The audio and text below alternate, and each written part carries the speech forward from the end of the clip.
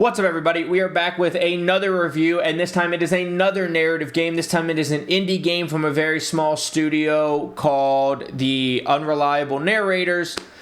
This is the new narrative World War I game, The Caribou Trail. It's another narrative game. This time decisions don't really matter. Just like Mixtape, there wasn't decisions to really make. There's not really decisions to make in this one.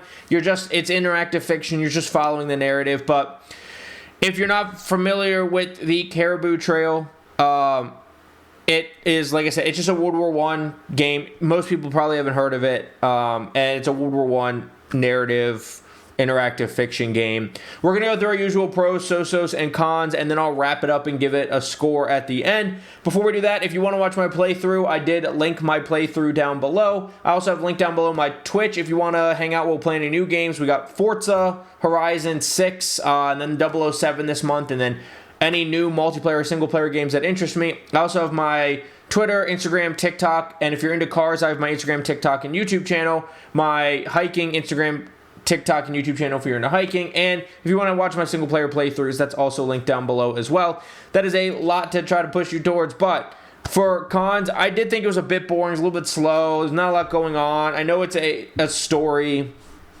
just a short story about, that's like, what do they call it? When it's fiction, but it's about something that really happened. Historical fiction, I guess. It's a historical fiction game, but it's pretty slow. There's not a whole lot of excitement in the game, but it's an interesting thing. And we'll talk about kind of the history behind the Caribou Trail when we get to the pros. The so-sos, I'll call it a mini game, but at the end of each day throughout the game, you're cooking hardtack in boiling water, and it's kind of like a mini game. If you don't know what hardtack was, they literally took essentially, I think it's like yeastless bread, and it ultra dried out. Like, you could not just bite into it, you'd break a tooth.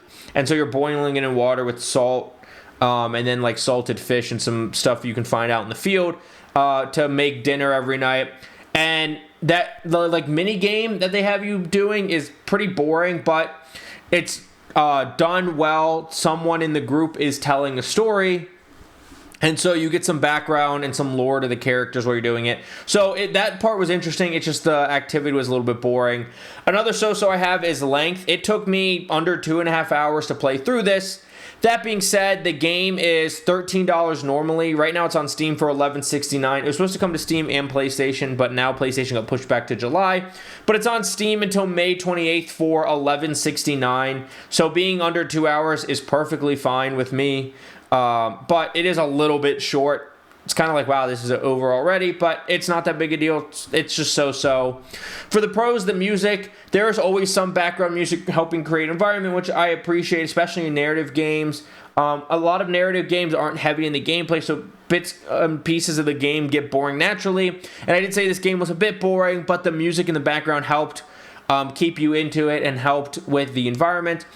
The graphics, now this is an interesting pro to put on here because it's not ultra realistic, it's not crazy looking environments, but it's just simple, good looking indie game. They don't purposely go for, I don't even want to say a bad or an ugly art style, think like Peak, how it's just kind of so-so, but they just want it clean and simple because they're a small indie studio, and I think they did a good job of that while making the environments look really good. There's some parts where like the sun setting and the sunset looks really nice, so I thought that was really good. Also, the performance was good. I was 130 to 160 frames while streaming, recording, and on the highest graphic settings the entire time. No crashes or anything. Performance was really good.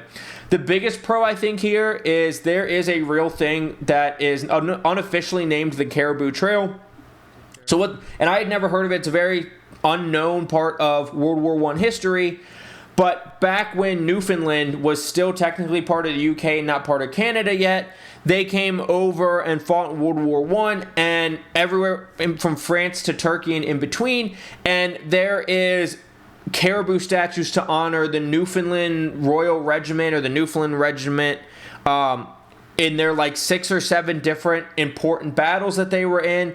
And if you like walked or drove or traveled along that's the unofficial Caribou Trail. And I had never heard of it, and this was the purpose of that was for people to learn about the Caribou Trail and look into it And I really am interested in the World War history, especially World War II, but a little bit World War I. I had never heard of it, and I think it's a very unknown part of World War I history. In fact, I didn't even realize that Newfoundland wasn't part of Canada in World War I. I looked it up. 1945, I believe, is when they became part of Canada. And so it was in the 40s. I think it might have been 45. And so it was interesting to have this game help tell a really unknown part of history. And so I thought that was important, and it was interesting to, get people to look into the Caribou Trail, which I never heard of, and it is an unofficial name.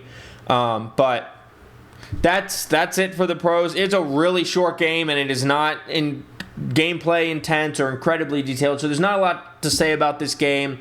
But there's a demo if you want to just try it out. The level that I have playing behind me is from the full game, but this is the level in the demo. But I think it's well worth it, even at $13 at full price. I just think it's an interesting part of history. I like narrative. I like the World War game history period. I like the narrative games, like the interactive fiction type games. And so I think it was worth it. It is just fine. Like I said, it was a bit boring, and it's really short. But it's just interesting to me. If you're into World War I think it's worth playing.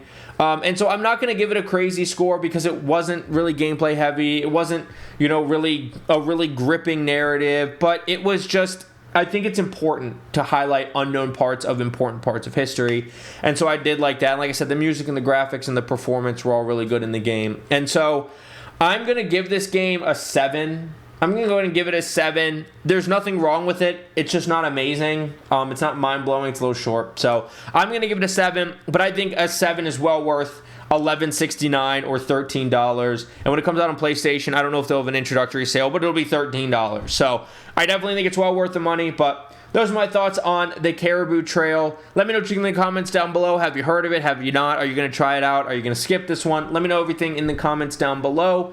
And please don't forget to like, subscribe, and hit that notification bell, and check out the links in the description. But thank you so much for watching. I will see you in the next video. Have a good day. Bye.